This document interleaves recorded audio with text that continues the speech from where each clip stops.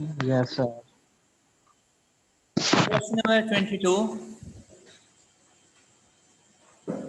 LIBOR required rupees 300,000 after 3 years. ऐसा लग रहा है जैसे जीरो से स्टार्ट लें 3 years तक जाएं तो 300,000 की ज़रूरत है एंड रुपीज 500,000 आफ्टर 5 years. ये 5 years और यहाँ पर 500,000 की ज़रूरत है. If rate of interest is 12% compounded quarterly, then what quarterly payments are required to receive the above amounts? Rentals की अमाउंट आपसे पूछ लिए हैं क्या होनी चाहिए if rate of interest is 12% compounding quarterly, right. अब यहां पर आपको ये नहीं बताया है कि वो रेंटल्स पे कब तक करने हैं, लेकिन अपनी ज़रूरत बता दी कि भाई रेंटल्स कुछ इस तरह से पे करने हैं कि at the end of 3rd year 300,000 rupees and at the end of 5th year 500,000 rupees receive कर सकें. तो 5 साल तक रेंटल पे करोगे. अगर उसने नहीं कहा हुआ तो 5 साल तक रेंटल पे करोगे. अब रेंटल्स पे करने के लिए या तो प्रेजेंट वैल्यू होनी चाहिए या फिर फ्यूचर वैल्यू होनी चाहिए. यहाँ पर फ्यूचर की वैल्यू फाइंड करना ज़्यादा इजी है. तो आप देखिए रेंटल्स कब तक पे करोगे 5th year तक. तो इस 300,000 को यहाँ से उठाकर मूव करा दो 5th year पर, मतलब 2 साल आगे लेके चले जाओ.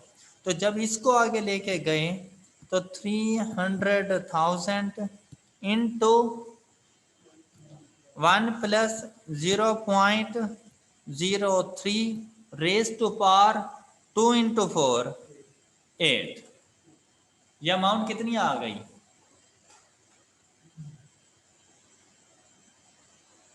38,031. वो 500,000 में ऐड कर दो क्योंकि 5 लाख तो वो चाहिए थे प्लस दिस 3 लाख.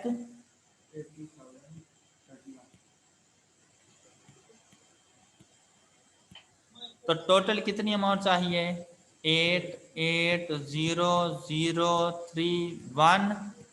तो ये बेटा आपकी फ्यूचर वैल्यू बन गई. रेंटल्स फाइंड कर लें, रेट ऑफ इंटरेस्ट गिवन है तो हम इसे लिखेंगे 88,0,031 is equal to rentals into,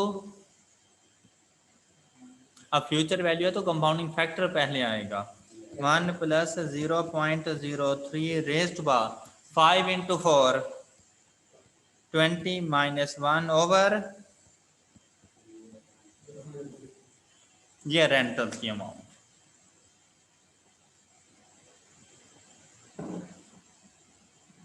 हाँ जी B option. Yes, sir. B option. Future value है फ्यूचर पे ही रहने दो.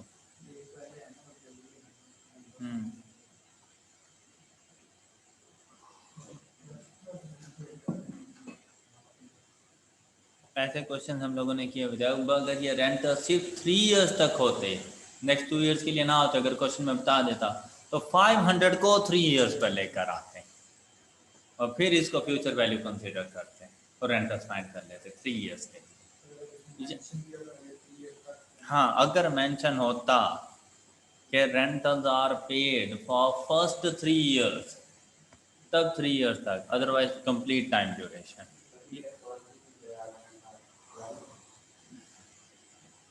हाँ फिर 20 की जगह पे 12 आ जाना था 3 years के लिए, फिर तो 12 रेंटल्स बनते हैं. ओके हो गया. Question number 23.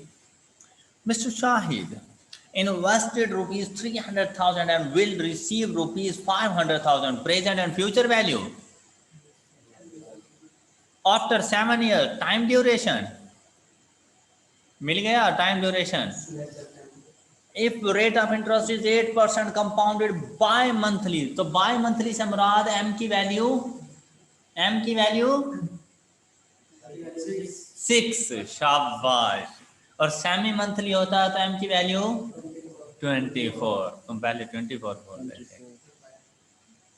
अच्छा, 8% कंपाउंडेड बाय मंथली है फॉर द लास्ट 3 इयर्स, तो फर्स्ट 4 इयर्स के लिए rate of interest compounded bimonthly क्या होगा?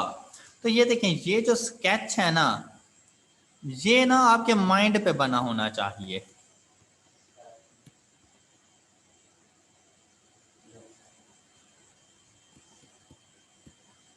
Compounded bimonthly R is equal to 8% compounded bimonthly, यहाँ पर 300,000 यहाँ पर, और जस्ट आप अपना कैलकुलेटर उठाते और उसमें लिखते फ्यूचर वैल्यू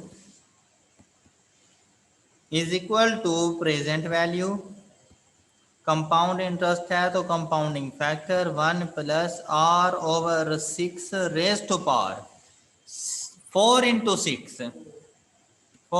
6 डन इनटू, याद है ना डिफरेंट टाइम ड्यूरेशन में मल्टीपल रेट्स अगर यूज करें तो उसमें कंपाउंड इंटरेस्ट का फ्यूचर वैल्यू का formula 1 plus 0.08 by 6 raise to power 6 into 3, जहाँ पे मैंने आर लिखा है वहां पे आप एक्स लिखें कैलकुलेटर पे और रेट ऑफ इंटरेस्ट आ गया है।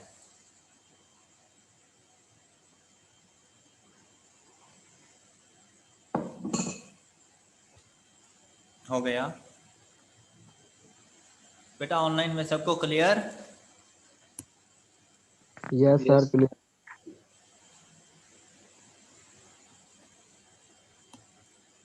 और क्वेश्चन का आंसर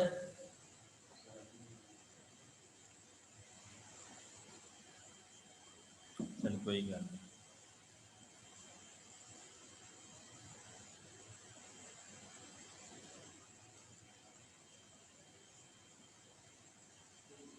और फार्मूला तो यही लगता है ना?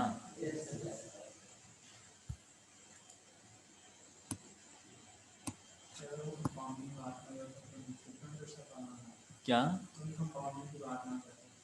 हाँ, अगर कंपाउंडिंग की बात ना होता तो फिर तो सिंपल इंटरेस्ट यूज हो रहा होता, उसका फार्मूला भी चेंज है। नहीं आया? बड़ा गंदा बच्चा है क्या? वाह, साथ में दुरूद शरीफ भी पढ़ते रहा करो।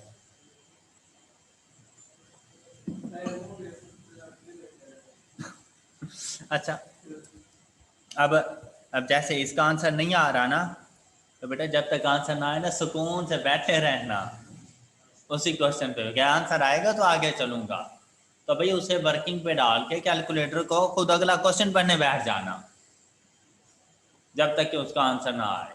ओके, तो नेक्स्ट क्वेश्चन पढ़ो, क्योंकि अब जो आंसर आएगा हमने तो सिर्फ टिक ही करना है ना, अदरवाइज नहीं इतनी देर में नेक्स्ट क्वेश्चन सॉल्व हो जाते हैं।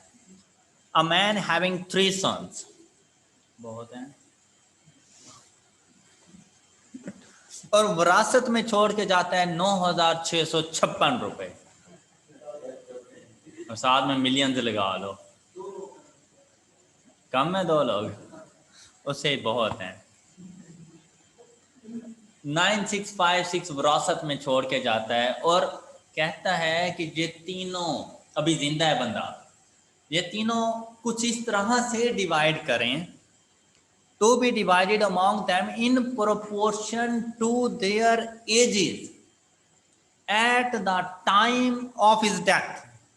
उसने कहा है जब मेरे वफात पा जाऊं उस टाइम पे मेरे बेटों की जो एज होगी उसके प्रोपोर्शनेट आपने अमाउंट डिस्ट्रीब्यूट करनी है। और जब उसने वफात पाई तो उसके जो तीनों सन्स हैं उनकी एजेस कुछ इस तरह से थी। अब देखिए मिस्टर, इनको नाम दे देती हैं ए बी सी। इनकी एजेस थी 25, 22, 21। तो इनको अमाउंट डिस्ट्रीब्यूट भी इसी रेशो पे होनी है। तो ऐसे समझने जैसे ये इन तीनों की रेशोज हैं। तो मिस्टर ए के लिए मिस्टर ए की रेशो डिवाइडेड बाय इसकी रेशोज का सम, तीनों की रेशोज का सम 68 और मल्टीप्लाई करना है जो अमाउंट आप डिस्ट्रीब्यूट करने जा रहे हैं 9656। तो ये मिस्टर ए का शेयर बन गया है। शेयर नहीं, शेयर 3550। तो मिस्टर बी का शेयर कैसे फाइंड करेंगे? मिस्टर बी की रेशो डिवाइडेड बाय रेशोज का सम मल्टीप्लाइड बाय 9656 और इसकी अमाउंट है। मिस्टर सी का शेयर फाइंड करते हैं। मिस्टर सी की रेशोज का सम जो अमाउंट डिस्ट्रीब्यूट करनी है उसके साथ मल्टीप्लाई। तो सी का शेयर बन जाता है 2982। तो ए और बी ऑप्शन सेम सेम लग रहे हैं अभी तक, ऐसा ही है, लेकिन क्वेश्चन अभी तक कंप्लीट नहीं हुआ।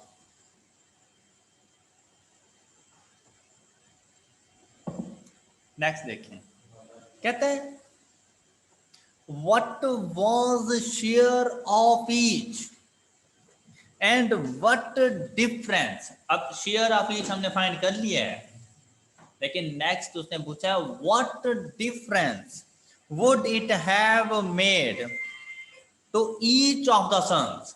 हर बेटे के शेयर में डिफरेंस कितने का आएगा अगर उनके फादर एक साल मजीद जिंदा रह जाए।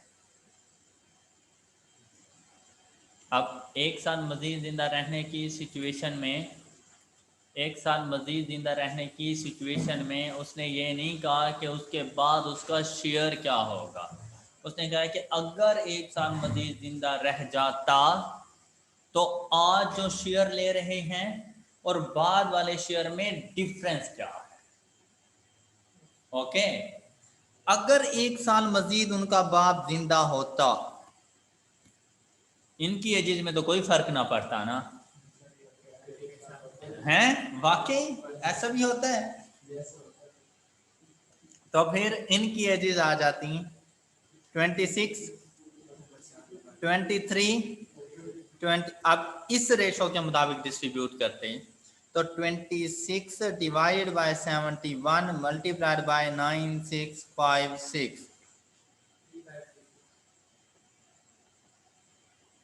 तो अब ए का शेयर बन रहा है 3536, बी का शेयर बन रहा है और सी का शेयर बन रहा है 2992।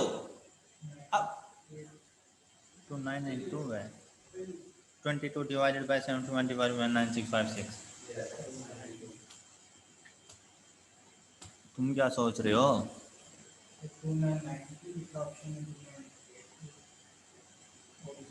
ऑप्शन को छोड़ो, अमाउंट 2992 आ रही है ना कैलकुलेटर के मुताबिक।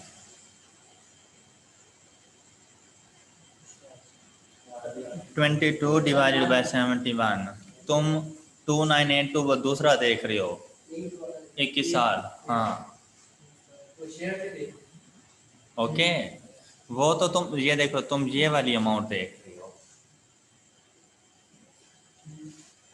अच्छा, अब यहां पर ना बच्चा बड़ा हैप्पी हैप्पी फील करता है, वाह जी वाह मुझसे ये क्वेश्चन हो गया। Option A done. अच्छे भले क्वेश्चन की ऐसी की तैसी हो जाती है, क्योंकि उसने पूछा था कि आज अगर डेथ होती है तो आज का शेयर बताओ उसे कितना मिलना है। ए और बी ऑप्शन सेम सेम थे आज के शेयर के। और कहते हैं अगर 1 साल बाद डेथ होती है तो डिफरेंस कितने का आता है, तो बाद वाला डिफरेंस बताना था। अब ए के लिए देखें, अगर आज उसके फादर की डेथ हो जाए तो उसे मिलना था 3550, लेकिन अगर 1 साल के बाद हो तो उसका शेयर बन जाता है 3536। तो उनका डिफरेंस क्या आ रहा है कि उसके शेयर में अगर उसका बाप 1 साल तक जिंदा रहता है तो 14 का डिक्रीज हो जाएगा, तो -14 ए के लिए। बी को देखें 3124, बाद में मिलेगा 3128, तो 4 का इंक्रीज। सी को देखें 2982 और बाद में 2992, 10 का इंक्रीज। तो मैंने लिखा हुआ -14 for 10 है। ये तो कहेगा कि भाई आज ही मरे ऐसा कोई नहीं कहता। डन। तो ये क्वेश्चन क्लियर है। क्वेश्चन नंबर 23 का आंसर आ गया था। और अगर इन केस क्वेश्चन का आंसर नहीं आ रहा तो वहां पे वक्त थोड़ा सा दिमाग यूज कर लेना कि कैलकुलेटर को रिफ्रेश करके भाई पहले दूसरा पोर्शन इसको सॉल्व कर लो, इसकी वैल्यू तो मिल सकती है ना, इसको इससे मल्टीप्लाई कर लो, ये भी तो मिल सकता है ना भाई। मिसिंग वैल्यू तो 1 + r/6 ⁻24 में है ना, उसे अभी ना छोड़ो। और इससे जो भी आंसर आए उसको 500 से डिवाइड भी तो कर सकते हो ना, और अगर उसको 1 + r/6 ⁻24 के इक्वल कर दो तो आंसर आ जाएगा। क्लियर।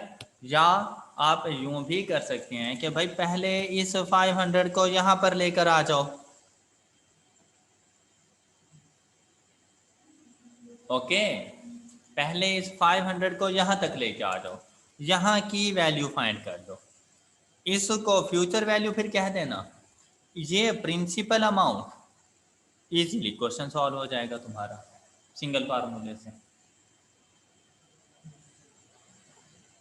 ओके। तो वहां पे बेटा थोड़ा सा दिमाग यूज कर लेना अगर जरूरत पड़े तो।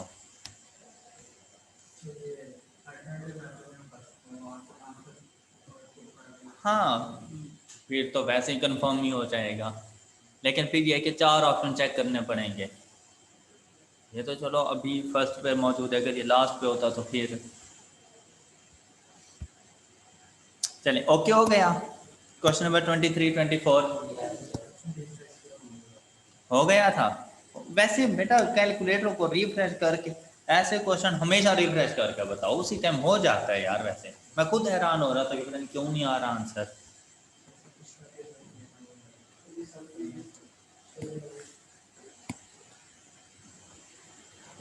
इससे पहले वाला आंसर भी नहीं आ रहा था। हाँ वो भी एक हैवी कैलकुलेशन थी। क्वेश्चन नंबर 25,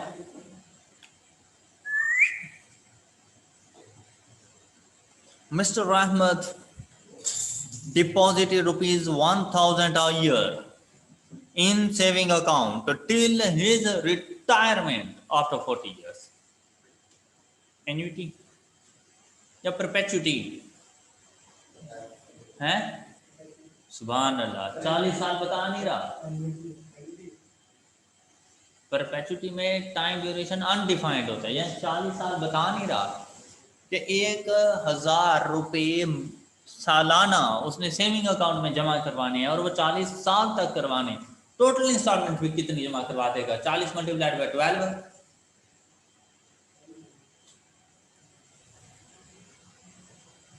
है। टोटल नंबर ऑफ इंस्टॉलमेंट कितनी जमा करवा देगा? 40 ईयर, 40 × 12। हाँ हाँ तो 40 ही होगी। शाबाश। तो ये मंथली होती तो 40 × 12 होता। ये तो ईयरली है, तो टोटल नंबर ऑफ इंस्टॉलमेंट भी 40 ही है। रेंटल्स का पता चल गया, टाइम मतलब नंबर ऑफ रेंटल्स का भी पता चल गया। After his retirement he started to receive rupees 8446.34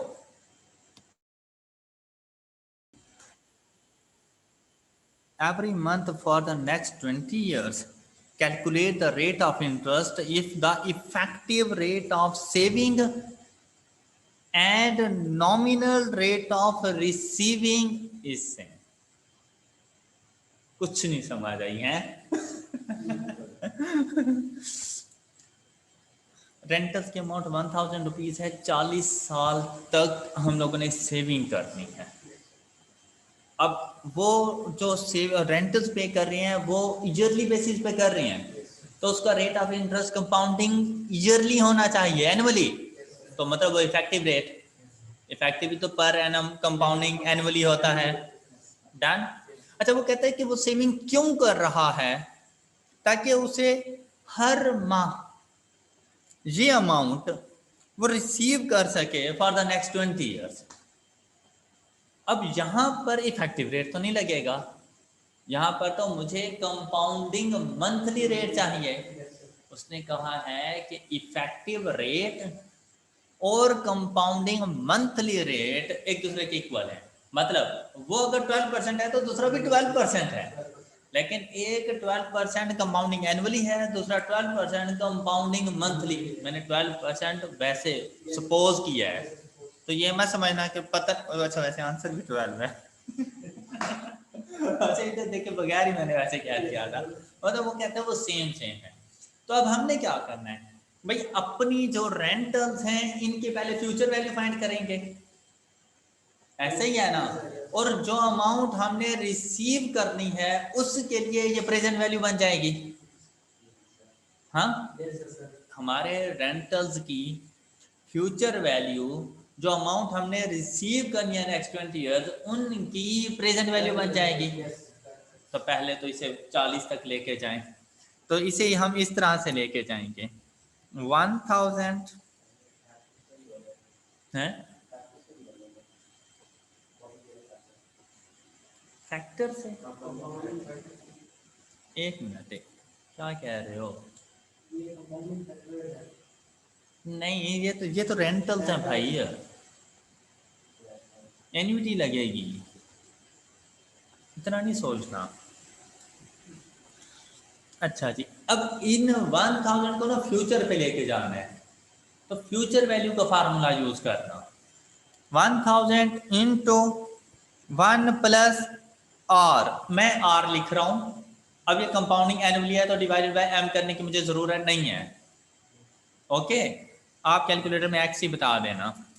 raise to power कितने 1000 के कितने रेंटल्स हैं?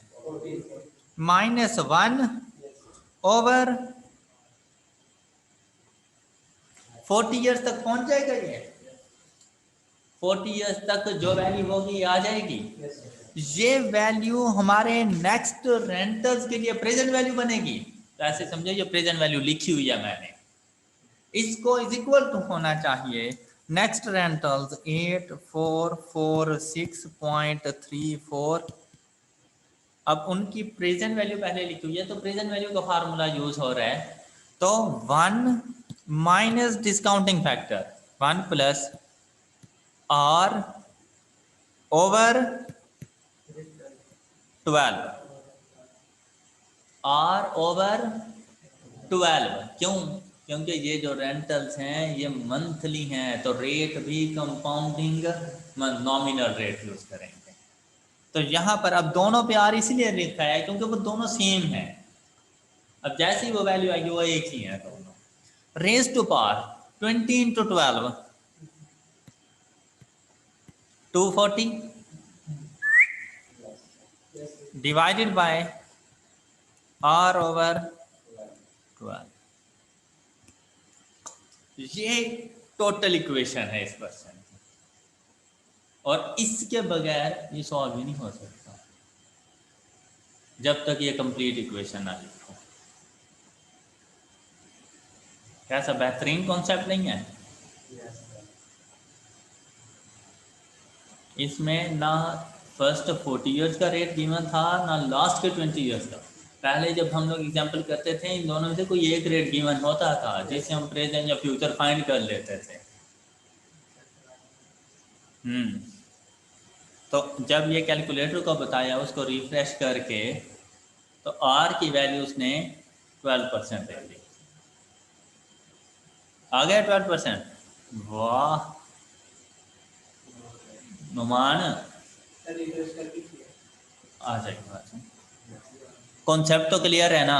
चलें शाबाश।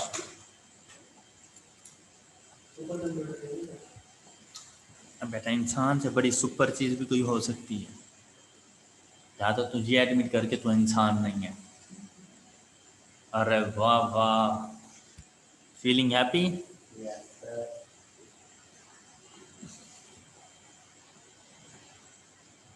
चलिए नेक्स्ट क्वेश्चन पे।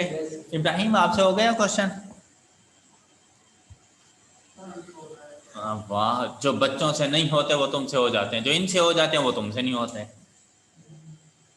अब वो तुम्हें बताएगा बदला। चलो चलो नेक्स्ट नेक्स्ट क्वेश्चन पे आ जाओ। कॉन्सेप्ट लिखते जाओ, नेक्स्ट क्वेश्चन पे आ जाओ, बाकी प्रैक्टिस घर पे। कैलकुलेटर्स को रिफ्रेश कर लो बबलू, कोई बात नहीं फिर भी रिफ्रेश कर दे आप। The company is selling the product X which has the average profit। बेटा एवरेज प्रॉफिट है, सिर्फ प्रॉफिट नहीं है। तो एवरेज से टोटल प्रॉफिट फाइंड करना हो तो फिर multiplied by number of unit. तो एवरेज प्रॉफिट से मुराद एक यूनिट का प्रॉफिट, और वो है 8x माइनस 2004 वगैरह वगैरह। Product x has the variable cost and fixed cost. Calculate the total revenue at which a company will achieve its break-even point.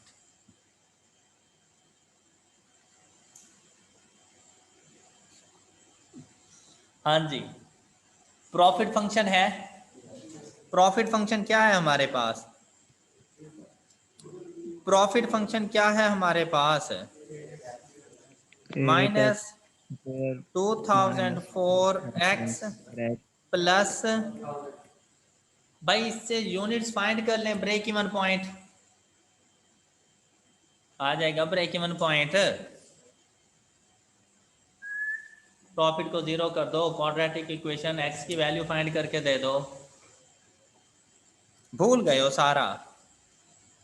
Break even point के लिए profit is equal to zero, तो वो quadratic equation बनी हुई है क्या?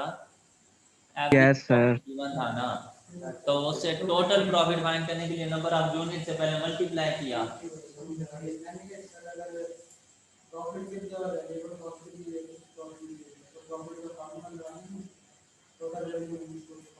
अच्छा, उसने कहा कि ब्रेक इवन पॉइंट के ऊपर बताओ मुझे, तो पहले वो ब्रेक इवन पॉइंट